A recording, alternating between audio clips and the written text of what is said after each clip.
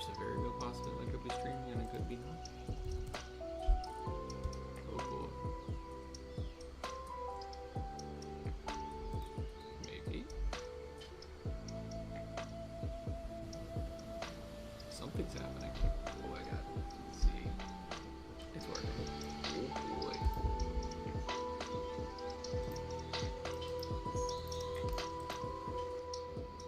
There's a very real possibility I could be streaming and it could be not. Oh boy. Maybe. Something's happening. I think it's working. I think I'm still streaming this whole time. Oh, okay. Now, audio. Fix audio. That's too loud. Too loud.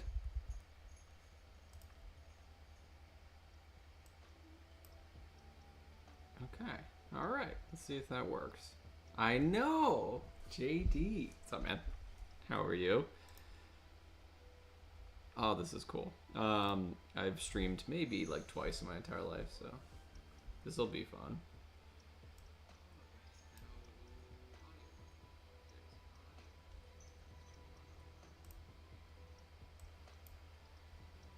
Okay.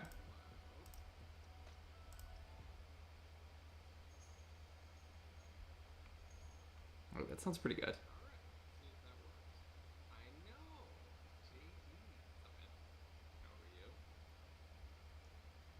Okay.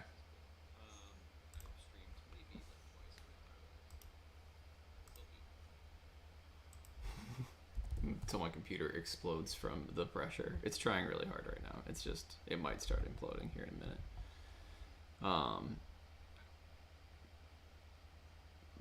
This entire stream is mostly just to figure out how to do this and then maybe watch a little bit of hockey and talk with people, but it's going to take a little while to get it working.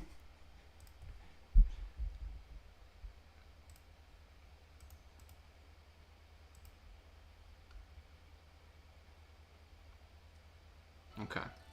Alright, still too loud on there. Man, I need like a third thing to listen to myself to know if it's too loud or not. And also, I need to connect the chat. Oh my gosh.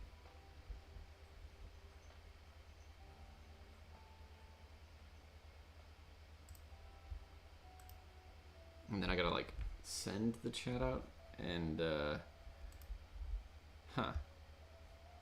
just a lot that needs to happen, man. That I don't know if oh man, it's so many windows. JD, why am I not smarter?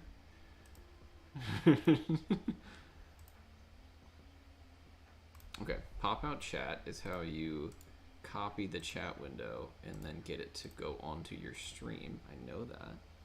I could figure that out.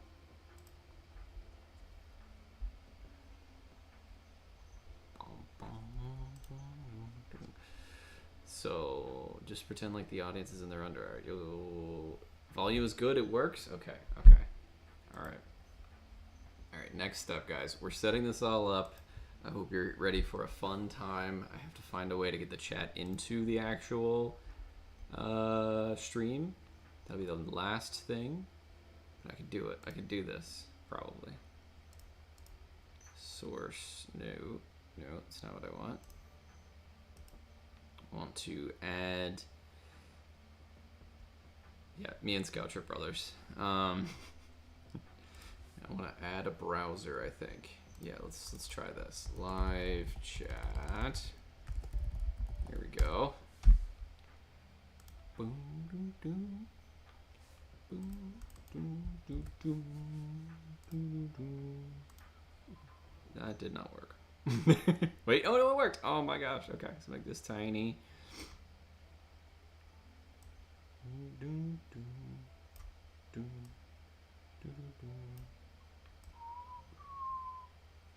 Yes, we are scouting this game in just a little bit of time. As soon as I get everything like situated and make sure. I need like, I think I'm gonna put it on my phone so I know what I look like while we're doing this and that you guys don't have to hear me listen to myself.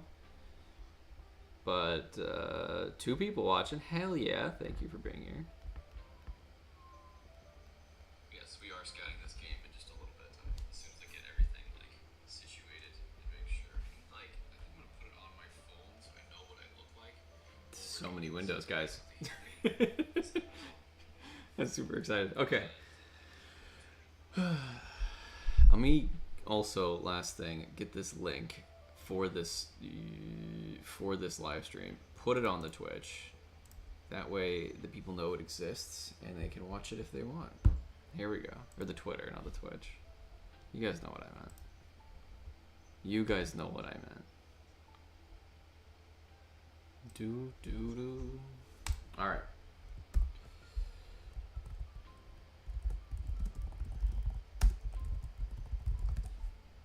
Alright. It is going up. Oh, boom. Also, the best part about this is that it's gonna...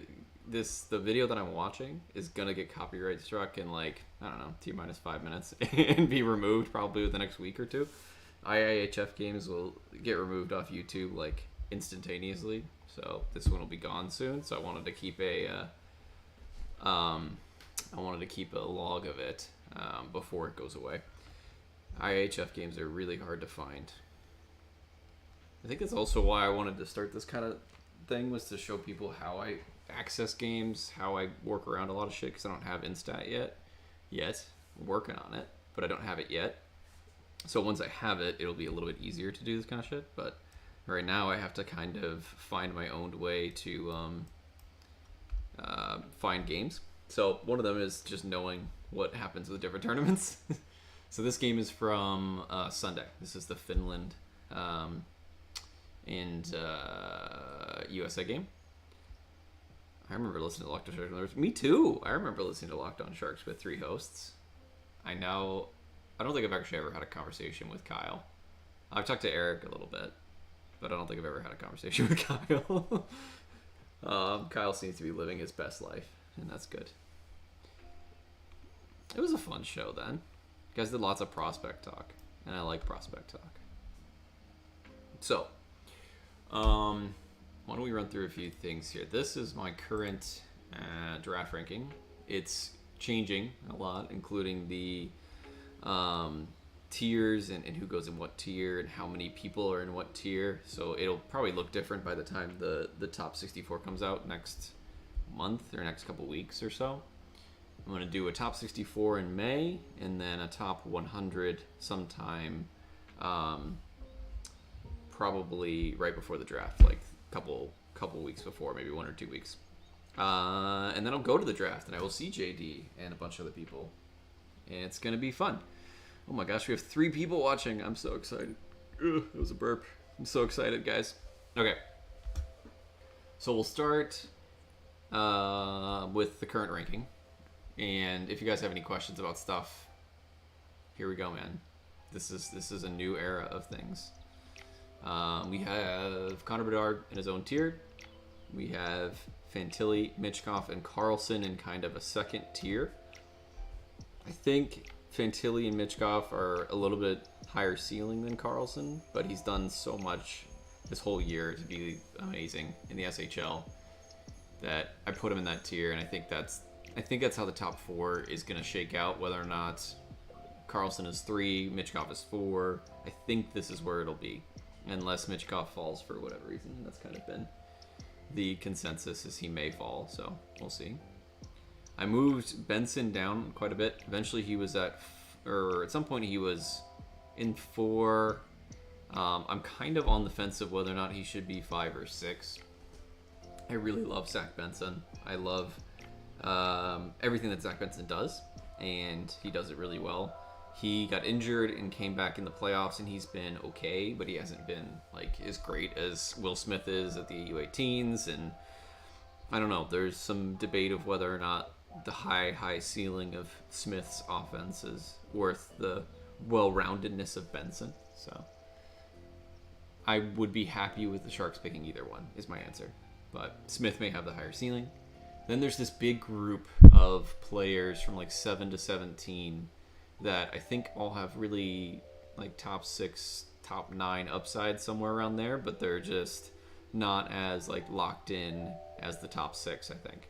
So got Leonard, which ever since I keep watching Leonard at the IHF, and he's a monster. I love Ryan Leonard. He's so good at shooting the puck and so good at shielding the puck and moving with it. He's very, very smart in his transition game. I love Ryan Leonard. There's just a lot to say about him. He's not super big either. Kind of reminds me, and this is a comp that I think is not like terrible, but he kind of reminds me of Pavelski in the way that he shoots. His shot is similar size. He's very smart. I'd say Leonard has a little bit better of a retrieval game at this point, and he's a little faster, but Pavelski is probably still a higher ceiling just because he's hockey IQ incarnate. Einbacher is at 8. He's like, I don't know, steadily rising for me as well. I keep watching games of his when I can find him. And I think a lot of people undersell Reinbacher because he's kind of the boring pick out of the top 5 defensemen or so. You know, he's like the one that people see and they're like, oh, he's just the big guy with the right shot, and everybody's going for the Moritz Seider effect. But I don't think it's quite that. I think it's just he's got such a good floor for what he does. Great skater, great shooter, great transition game. He's excels at getting the puck off the wall, getting retrieving the puck for a defenseman, scanning as he goes into the corners at like 17, 18, however old he is, playing against dudes that are 30, like ex-NHLers and a bunch of like good players in that league. And I watched a bunch of games of his, and I was like, damn, this guy plays like an NHLer already. And I think it's going to be a super easy transition for Reinbacher to make the NHL. So I predict that he's going to be the first defenseman off the board. Somebody might fall in love with Axel Sandin-Pellikka, which is fair, but I think it'll be Reinbacher off the board first. Oliver Moore, he's been fine at the U18s. He does his Oliver Moore things. He's super fast, super good at transitioning the puck. He's smart. He moves it really well, too. I honestly wish he would use his feet more. Like, he's like, in juniors, when you're super fast, you can just, like, go around players and use your feet to dominate games. And sometimes I want Moore to do a little bit more of that, for the pun. And I feel like he doesn't, which is good, and it's more translatable to the NHL that he's not trying to burn every defender, but sometimes I want it just a little bit. JD is in love with Axel Sandin-Pellikka. I do love them. We'll get there. Crystal, I've dropped a bit. I had Crystal, I think at some point 7. Crystal's still good. He's still fine. In the U18 shouldn't be the end-all be-all of your scouting. In a bunch of games I watched at Crystal during the year, he was great. He's super skilled. He knows how to delay really well. His vision is incredible. Who was it came on Locked On? Sam McGilligan came on Locked On and talked all about him, and I kind of agree. There's this really high ceiling there, but there's a world where Crystal doesn't make the NHL. So you got to balance that out. But I think he's worth a top 15 pick, and he probably will get picked there. Hopefully, if he doesn't, and the Sharks pass on him with their second pick, I'll like burn the world to the ground because I think that's really stupid. It's kind of the Lambert effect too. Lambert's a completely different player, but people fall in love with these super high skill guys, and I did too. Crystal's great, but I'm kind of dropping him a little bit, I think, on where I would realistically take somebody. I never explained the colors either. So the colors on this, if it's shaded green around their name, if it's a dark green, it means I've watched enough of them for me to say, all right, I'm confident they're going to be around this range. If they're light green like this, it means I've watched fair amounts. Like I've watched 1 or 2 games full, or tons of highlight packages, or shift by shift packages. But I still am struggling with where their projection is. But I'll get there eventually. Just more games needed, basically. So as you move down the list, you'll see a lot more dark green, lots of light green, meaning I've watched them, but I still need to watch them more to get a solidification of where they're going to go. And then white means I watched like highlights only, read things on them, but I still haven't found full games or haven't paid attention during full games enough to confidently say. But most of these projections are based off of where they're going to go anyway, or what I've heard about them, or what I think based on their stats and such. When we get to the top 64, top 100, all the players will be at least light green, but it just takes time to get through everybody. This full list goes down and down and down into like a top 250 or so of players that I've watched and have thoughts on or game reports on. So anyway, to round out the top like 16, 17, we'll stop talking there. Riley Height and Colby Barlow.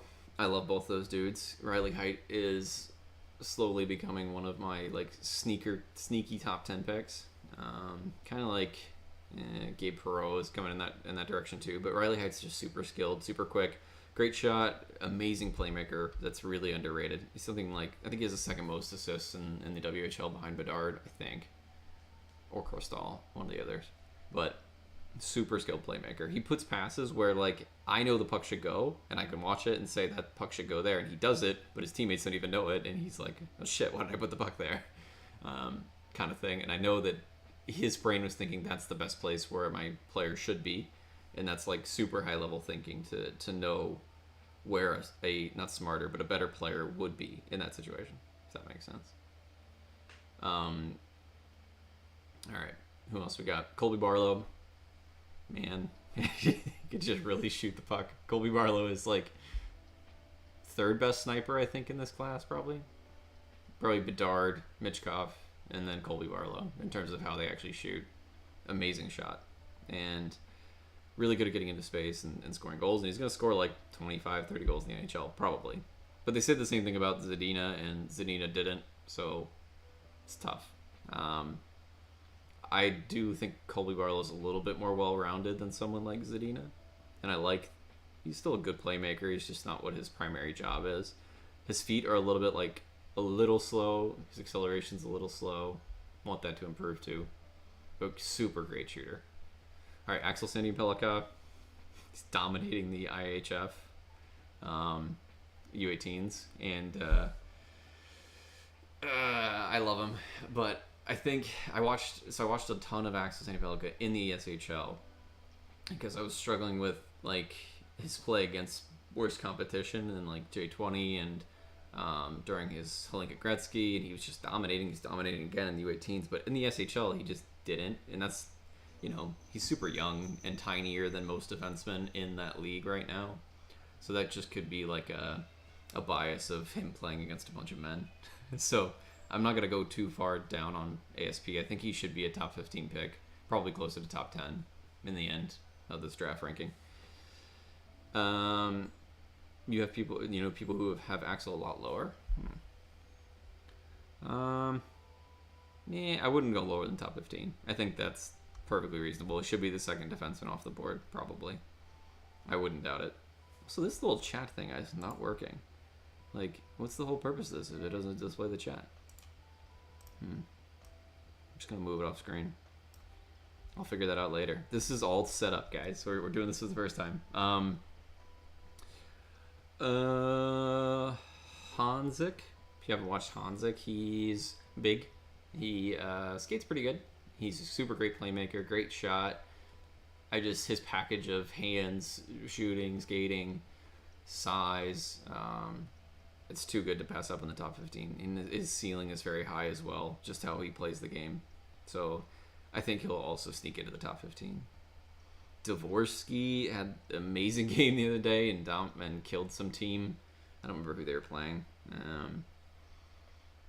I struggle with Dvorsky. I think there's lots and lots of projectable qualities to him, but in the Allsvenskan he wasn't amazing. And games I watched of him, he just kind of faded into the background as a dude who could skate good and hit people, but it wasn't like he was dominating in the ways that I think that he can, and that's probably what people will say about Dvorsky a lot. But he'll be a top 15 pick. I think out of all the dudes that are going to get picked higher than I have them, Dvorsky and Shala are the two that are going to get picked high, and that's okay. Shala, I hate Edward Shala. I love him, but I hate him. I just, every time I watch him, he disappoints me. Like, I never, like, there was a game he in the IHF where he scored like 3 goals or something like that, or 2 goals recently, and I was like, oh, this is pretty good. But I'm never really that impressed with him. I'm always like, meh on him. And then his check games, I watched a few of those too when I could find him. And he does nothing. Like, if he doesn't have the puck on his stick, he does nothing. He's skating around, unable to get the puck back to himself, and just waiting to find a way to get it. Super skilled when he has it, but man, it's tough to get a projection like that because he almost never excites me unless he's dominating some underskilled competition. So I wouldn't do it. It's not my thing. Gavin Brindley is one I skipped over. Love Gavin Brindley. Tiny, skilled, aggressive, great shooter, smart player.